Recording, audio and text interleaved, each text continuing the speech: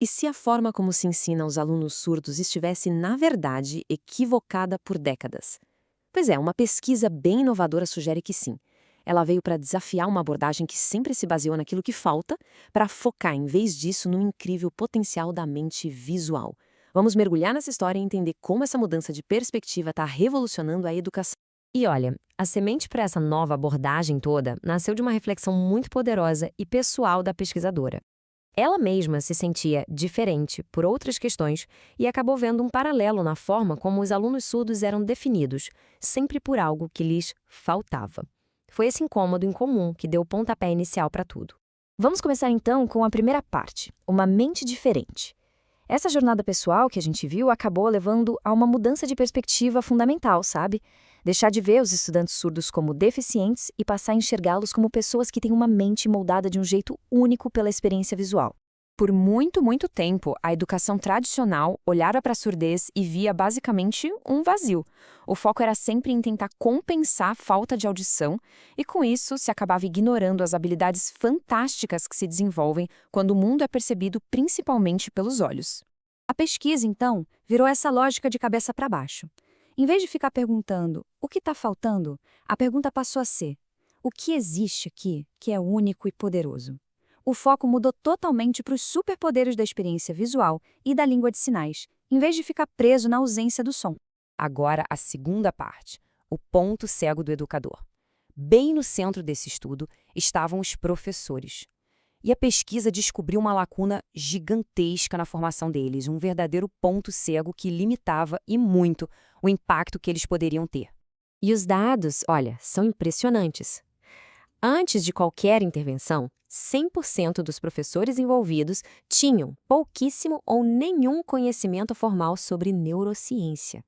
Pensa bem nisso, a totalidade dos educadores não dominava a ciência de como o cérebro, que é o órgão da aprendizagem, realmente funciona. A base de tudo estava simplesmente faltando. E tem uma metáfora que resume o problema perfeitamente.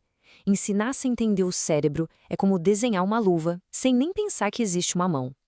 Era exatamente isso que estava acontecendo. Os professores estavam trabalhando sem o mapa do território mais importante de todos, a mente dos seus alunos. Chegamos na terceira parte, um experimento em neurociência. Para preencher essa lacuna, a pesquisa propôs uma intervenção bem direta, um curso intensivo para dar aos professores a ferramenta que faltava, o conhecimento sobre o cérebro. A solução foi um verdadeiro mergulho de cabeça. Um grupo de professores fez um curso de 20 horas focado em neurociência. Ali, eles exploraram os segredos da memória, da emoção, da aprendizagem, tudo isso aplicado à realidade única dos estudantes surdos. Um conceito-chave que eles aprenderam foi a plasticidade neural. É a capacidade incrível que o cérebro tem de se reorganizar. Em pessoas surdas, isso é fascinante. A parte do cérebro que seria para audição não fica ali parada. Ela é recrutada pelo sistema visual, se tornando uma superpotência para processar o que se vê. Ou seja, o cérebro não perde uma função, ele a reaproveita.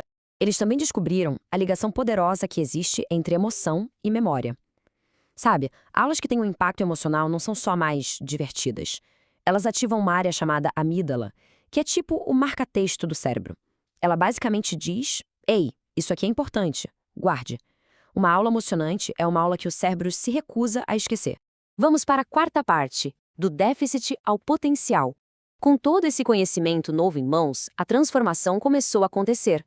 A perspectiva e os métodos dos professores mudaram da água para o vinho. O contraste entre o antes e o depois é gritante. Antes, o foco era na falta de audição, com aulas baseadas em repetição, naquela decoreba. Depois do curso, a coisa mudou completamente. O foco virou o potencial visual dos alunos, usando a emoção como ferramenta de ensino e conectando tudo a um contexto que fizesse sentido. Na prática, isso se traduziu em aulas totalmente diferentes. Os professores passaram a usar os interesses dos próprios alunos como ponto de partida, a criar ganchos emocionais e a ligar cada informação nova com aquilo que eles já sabiam. A aprendizagem virou uma construção e não mais uma simples memorização. E a fala de um dos professores resume essa mudança perfeitamente. A intencionalidade mudou. O objetivo não era mais só passar o conteúdo, mas sim garantir a aprendizagem.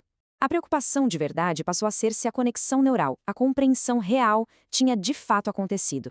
E, finalmente, a quinta parte, o efeito dominó na sala de aula. Porque, claro, mudar a forma de ensinar inevitavelmente muda a forma como os alunos aprendem.